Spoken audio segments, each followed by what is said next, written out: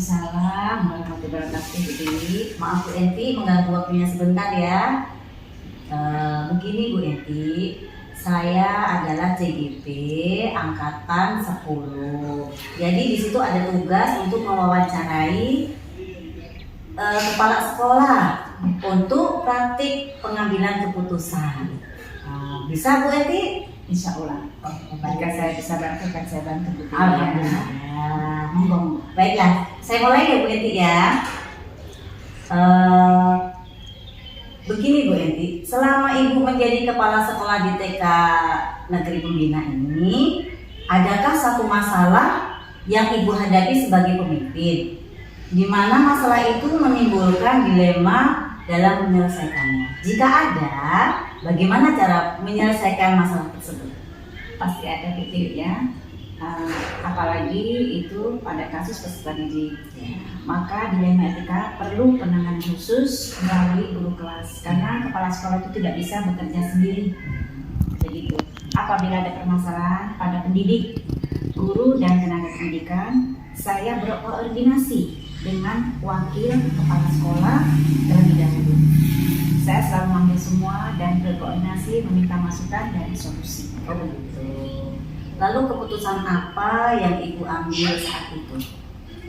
Keputusan yang saya ambil pada saat itu, saya melakukan komunikasi dengan wakil kepala sekolah, dengan guru juga, agar menghubungi orang tua, memberitahu mengenai perkembangan anak di sekolah, juga tentang usia anak 5 tahun yang seharusnya tahun ini naik ke kelas B, tetapi orang tuanya menginginkan anaknya lulus dan masuk ke SD. Menurut peraturan masuk SD, anak harus usia 6 tahun. Oh iya betul. Dari apa yang Ibu sampaikan, menurut saya keputusan yang Ibu ambil itu sudah sangat solutif. Jadi dari modul yang saya pelajari ini Bu Enti ya, ada 2 dilema. Yaitu jenis dilemanya, satu dilema etika dan satu lagi adalah rujukan moral. Nah, bagaimana Ibu dapat mengidentifikasi kasus tersebut? Apakah ini masuk dilema etika ataukah masuk ke rujukan moral? Ya, saya harus melihat dulu kasusnya. Jika kasus tersebut menyangkut masalah hukum, menurut saya itu bisa masuk ke rujukan moral. Tapi jika suatu kasus yang saya hadapi memiliki pilihan yang saya anggap benar-benar, maka itu termasuk dilema etika menurut saya. Oh begitu. Jadi langkah-langkah atau prosedur apa yang biasa Ibu lakukan selama ini? Ya, saya harus mengambil keputusan berdasarkan nilai kebajikan yang harus dijunjung tinggi. Karena dengan menjunjung tinggi nilai kebajikan seperti keadilan, kejujuran, dan kemanusiaan, maka kebenaran akan mengikuti. Oh begitu ya Bu. Terus hal-hal apa saja yang Ibu anggap efektif dalam mengambil keputusan pada kasus-kasus dilema etika? Baik. Pertama, saya meminta wali kelas untuk berkomunikasi dengan wali murid. Jika tidak ada sepakat, kita komunikasi dengan orang lain, misalnya pihak yang terkait, operator sekolah, untuk mengambil risiko terkecil dan prosedur yang diambil sebagai aturan. Iya. Hal-hal apa saja yang selama ini Ibu anggap efektif dalam pengambilan keputusan tersebut? Menurut saya, hal yang paling efektif adalah komunikasi yang baik antar semua pihak yang terlibat dalam kasus tersebut. Komunikasi jadi betul, komunikasi. Lalu hal-hal apa saja yang selama ini merupakan tantangan dalam pengambilan keputusan tersebut? Tantangan yang saya hadapi yaitu jika tidak adanya keterbukaan, pengertian, pengetahuan kondisi dari satu pihak. Jika dalam kasus dilema etika ini dibutuhkan keterbukaan, pengertian, pengetahuan dari semua pihak untuk menyelesaikan masalah tersebut. Apakah Ibu memiliki sebuah jadwal atau untuk menyelesaikan dilema itu langsung di tempat, atau nanti kita ketemu di mana gitu, tanggal berapa untuk memberikan keputusan tersebut? Jika jadwal tertentu mungkin tidak ada, Namun dalam pengambilan keputusan kami akan menerapkan suatu prosedur sekolah. Adakah seseorang atau faktor-faktor yang selama ini mempermudah dalam Ibu Eti mengambil keputusan? Oke. Menurut saya, keyakinan pada diri saya lah yang menjadi faktor terkuat dalam mengambil suatu keputusan. Jika kita benar, tidak perlu takut dengan segala konsekuensi dan segala peraturan. Oh, Masya Allah. Nah ini pertanyaan terakhir ya Bu Eti ya. Dari semua hal yang telah Ibu sampaikan, pembelajaran apa yang Ibu dapat petik dalam mengambil keputusan dilema etika? Ya, baik Putri ya. Menurut saya, pembelajaran yang bisa dipetik dari komunikasi yang baik serta keterbukaan suatu kondisi dapat menyelesaikan suatu masalah dengan cepat dan mendapatkan solusi terbaik dari kedua belah pihak. Itu saja. Mantap jawaban Bu Enti. Terima kasih banyak Bu Enti. Sama-sama. Sudah dibantu dalam jalan keluar saya. Semoga sekolah ini lebih maju lagi dengan pimpinan Ibu Enti. Terima kasih Bu. Assalamualaikum warahmatullahi wabarakatuh. Waalaikumsalam warahmatullahi wabarakatuh. Assalamualaikum Bu Dian. Waalaikumsalam Bu Tiwi. Mohon maaf Bu Dian ya, mengganggu waktunya sebentar. Begini Bu Dian, saya ada tugas, saya sebagai calon guru penggerak ada tugas untuk mewawancarai beberapa kepala sekolah. Di sini terkait praktek pengambilan keputusan. Jadi, bolehkah saya mengajukan beberapa pertanyaan kepada Ibu? Oke, insya Allah apa yang saya bisa bantu nanti saya jawab di sini. Terima kasih. Kita mulai ya Bu Dian ya. Selama Ibu Dian menjabat menjadi kepala sekolah di TK Percontohan ini, adakah satu masalah atau beberapa masalah yang Ibu hadapi sebagai pemimpin? Di mana masalah itu menimbulkan dilema dalam penyelesaiannya? Misalnya, jika ada, bagaimana cara Ibu Dian menyelesaikan masalah itu? Selama ini, bagaimana Ibu Dian dapat mengidentifikasi kasus-kasus yang merupakan dilema etika atau bujukan moral? Oke, insya Allah ya, coba saya menjawab di sini. Barangkali kepemimpinan saya ini baru ya, tapi saya lihat dari beberapa pengalaman sebelumnya, walaupun saya sebelumnya bukan kepala sekolah walaupun dulu, jadi seorang pemimpin itu memang harus memutuskan sesuatu. Jadi intinya keputusan itu ada di tangan kita sebagai pemimpin, tapi dari keputusan itu kan kita ambil dari suara teman-teman sejawat, wakil kepala sekolah untuk permasalahan yang kemarin ada kasus-kasus yang agak rumit, kita identifikasikan dulu masalahnya. Nanti kita bahas bersama dengan teman-teman bagaimana masukan-masukan dari mereka. Memang kalau memang sudah deal gitu, jadi bersama itu adalah keputusan kita bersama. Kita sepakati. Iya. Lalu keputusan apa yang Ibu ambil saat itu? Selama ini kan bagaimana Ibu menjalankan pengambilan keputusan di sekolah itu? Terutama untuk kasus-kasus di mana ada dua kepentingan yang sama-sama benar atau sama-sama salah mengandung nilai kebajikan. Bagi saya sebagai seorang kepala sekolah, menurut situasi yang ada di dua sisi itu, ada yang kita harus pertimbangkan sebenarnya itu. Tapi kita ambil dari sisi yang terbaik ya. Kita semua, kita dengarkan dulu masukan-masukan dari teman kita, apa positif dan negatifnya kalau kita melakukan keputusan ini, kita dalam mengambil keputusan. Jadi kita sesuai dengan apa yang telah kita sepakati untuk menjalankan selanjutnya itu. Terus langkah-langkah atau prosedur seperti apa yang biasa Ibu Dian lakukan selama ini? Nah, selama ini prosedurnya ya kita waktu memutuskan pasti dengan suara teman dulu.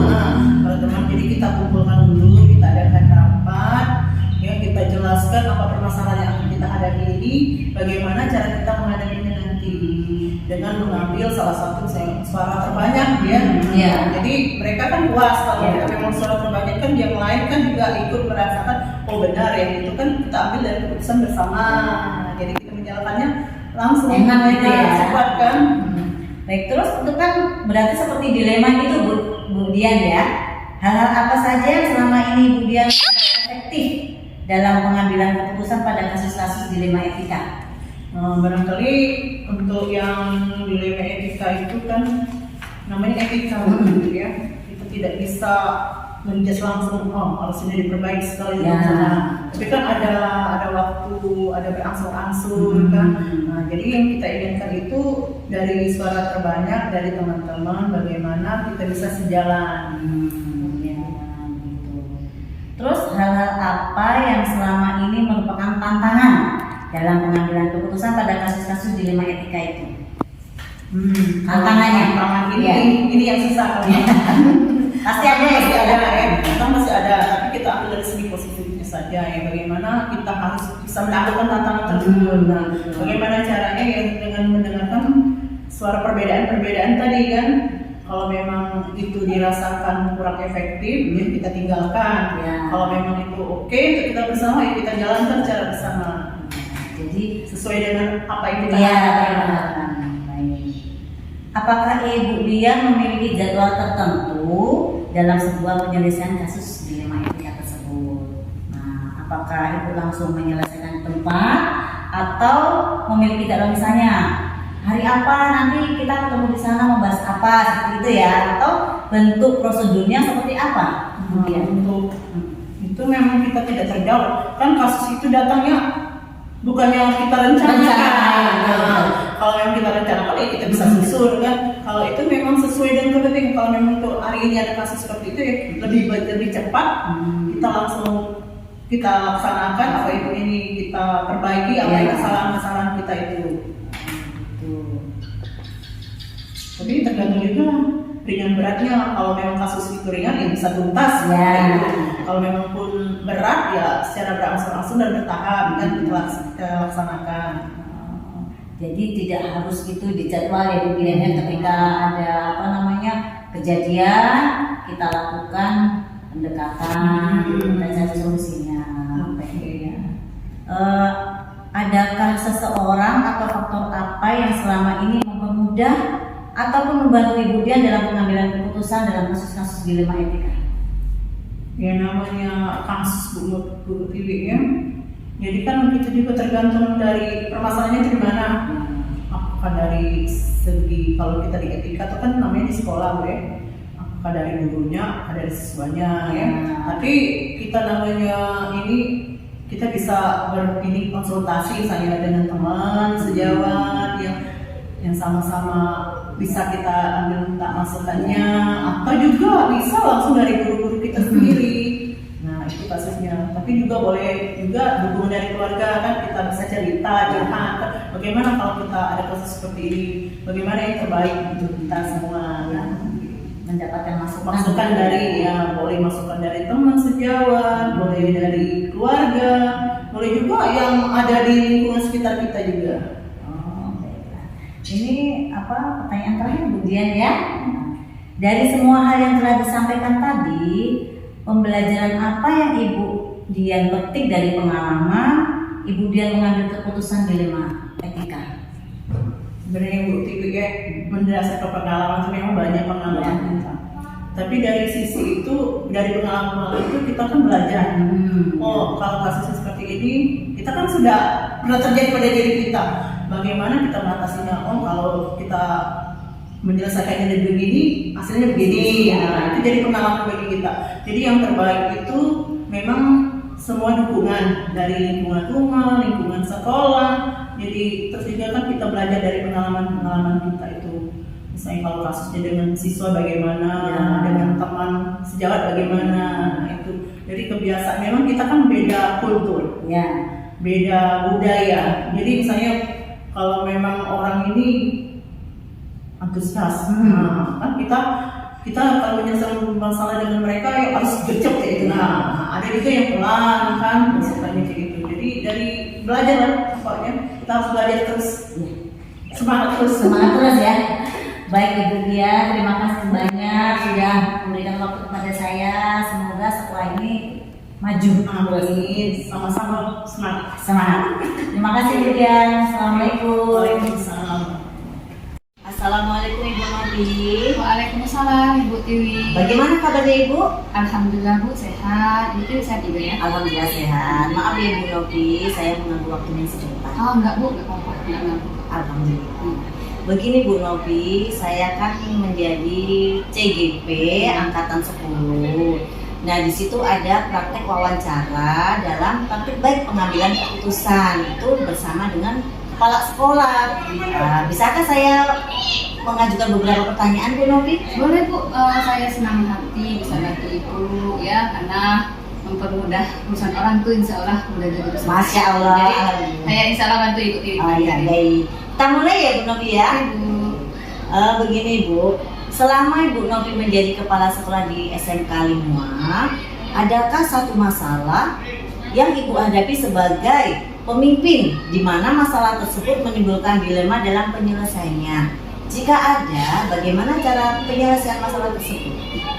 Ada Bu, pastinya setiap setiap perusahaan apalagi saya sebagai pemimpin ya pasti ada sekali masalahnya. Nah, saat ini yang saya anggap satu masalah itu adalah masalah persiapan anak-anak ujian. Oh itu, ya. Anak-anak ujian kan, yaitu masalah yang terjadi yang yang jadi masalah saya sampai saat ini masih di situ. Lalu keputusan apa yang Ibu ambil saat itu? Oh, saya sering berkomunikasi dengan wali kelas dan guru-guru yang saya anggap ada andil lah untuk menyelesaikan masalah itu. Ya. Dari apa yang Ibu sampaikan, menurut saya keputusan yang Ibu ambil sudah sangat solid dengan berkoordinasi dengan wali kelas gitu ya. Jadi dari modul yang saya pelajari ini, modul 3.1, itu ada 2 jenis dilema, yaitu dilema etika dan satunya pembujukan moral. Nah, menurut Ibu, bagaimana Ibu dapat mengidentifikasi kasus yang Ibu hadapi dan mana yang merupakan dilema etika dan mana yang merupakan bujukan moral? Ya, saya harus lihat kasus dulu ya, Bu ya. Kalau ternyata menyangkut masalah hukum, ya menurut saya bisa masuk ke bujukan moral. Tapi jika suatu kasus yang saya hadapi memiliki pilihan yang saya anggap sama-sama benar, maka itu termasuk dilema etika. Jadi, bagaimana Ibu menjalankan pengambilan keputusan tersebut di sekolah, terutama untuk kasus-kasus di mana ada 2 kepentingan yang sama-sama benar atau sama-sama mengandung nilai kebajikan? Ya, saya harus mengambil keputusan berdasarkan nilai kebajikan yang harus dijunjung tinggi gitu ya. Karena dengan menjunjung nilai kebajikan seperti keadilan, kejujuran, dan kemanusiaan, maka beneran akan mengikutinya. Lalu langkah-langkah atau prosedur apa yang Ibu Novi lakukan? Pertama, saya akan meminta wali kelas untuk berkomunikasi kepada wali murid. Jika tidak ada kesepakatan, maka akan saya keluarkan surat peringatan pertama, kemudian SP kedua. Jika tidak digabungkan solusinya, maka keluarlah SP 3. Yang merupakan surat pengeluaran bagi siswa tersebut. Jadi hal-hal apa saja yang selama ini Ibu anggap efektif dalam pengambilan keputusan pada kasus-kasus dilema? Yang menurut saya paling efektif adalah komunikasi yang baik antara semua pihak yang terlibat dalam kasus tersebut. Begitu. Terus Bu, hal-hal apa saja yang selama ini merupakan tantangan dalam pengambilan keputusan di sekolah ini? Yang menjadi tantangan Bu ya, mungkin karena tidak adanya keterbukaan kondisi dari suatu pihak ya. Jadi dalam kasus dilema etika ini dibutuhkan keterbukaan dari semua pihak untuk menyelesaikan masalah tersebut. Terus Bu, apakah ada jadwal tertentu dalam penyelesaian dilema ini, kasusnya ini Bu ya? Apakah langsung Ibu menyelesaikan di tempat atau memiliki jadwal untuk menyelesaikannya? Bentuk dan prosedur apa yang Ibu jalankan? Jika jadwal tertentu mungkin tidak ada ya Bu Tiwi. Namun dalam pengambilan keputusan kami akan menerapkan sesuai prosedur dengan adanya SP1, SP2, SP3, di mana jangka waktu itu dalam kurun waktu 1 minggu. Oh begitu. Sangat mendominasi ya. Karena kita karena pakai peringatan gitu ya. Adakah seseorang atau faktor-faktor apa yang selama ini mempermudah atau membantu Ibu dalam pengambilan keputusan di kasus-kasus dilema etika? Menurut saya, keyakinan yang ada pada diri saya lah yang menjadi faktor terkuat dalam mengambil satu keputusan. Baiklah Bu Novi, sekarang pertanyaan terakhir ya. Oke Bu. Dari semua hal yang telah disampaikan tadi, pembelajaran apa yang dapat Ibu petik dalam pengambilan dilema etika selama ini Ibu lakukan? Jadi pembelajaran bisa saya petik itu adalah masalah komunikasi yang baik, Iya. dan keterbukaan suatu kondisi itu dapat menyelesaikan suatu masalah dengan cepat dan dapatkan solusi terbaik dari kedua belah pihak. Masya Allah, baik sekali Bu Novi. Alhamdulillah. Terima kasih. Sama-sama Bu Tiwi. Sudah membantu saya membuat tugas Senang ini bisa ya. bantu, Bu. Alhamdulillah. Baiklah Bu Novi, saya tutup dengan Assalamualaikum warahmatullahi wabarakatuh. Waalaikumsalam warahmatullahi wabarakatuh.